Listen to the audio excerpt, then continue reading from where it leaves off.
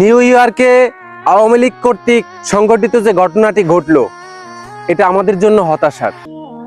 সেখানে জামাতের যে নেতা ছিলেন তাকে রিসিভ করার জন্য শিবিরের সদস্যরা এসেছেন, জামাতের সদস্যরা এসেছেন, তাকে সহি সালামত রিসিভ করে নিয়ে গেছেন।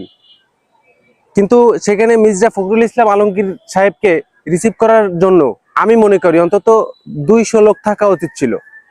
যেখানে 30-40 জন আওয়ামী লীগের লোকজন এত বড় হাঙ্গামা করলো, সেটা প্রতিরোধ করা বা তাদের নেতাদের সেভ করে গন্তব্যে পৌঁছে দেওয়ার জন্য প্রত্যেক দলের অন্তত 1 থেকে 150 লোক ওখানে উপস্থিত থাকা উচিত ছিল। থাকেনি, কোনো লোকই নেই। মির্জা ফখরুল ইসলাম আলমগীরকে বাঁচালো কারা? শিবিরের সদস্যরা। তারা তাকে সেভ করে সুন্দর মতো তাকে গন্তব্যে পৌঁছে দিয়েছেন ঘাড়ে দায়িত্ব নিয়ে। আক্তার ভাইয়ের সাথে যে ঘটনাটি ঘটছে, এটা আমাদের জন্য এই মুহূর্তে খুবই হতাশার এবং দুঃখজনক।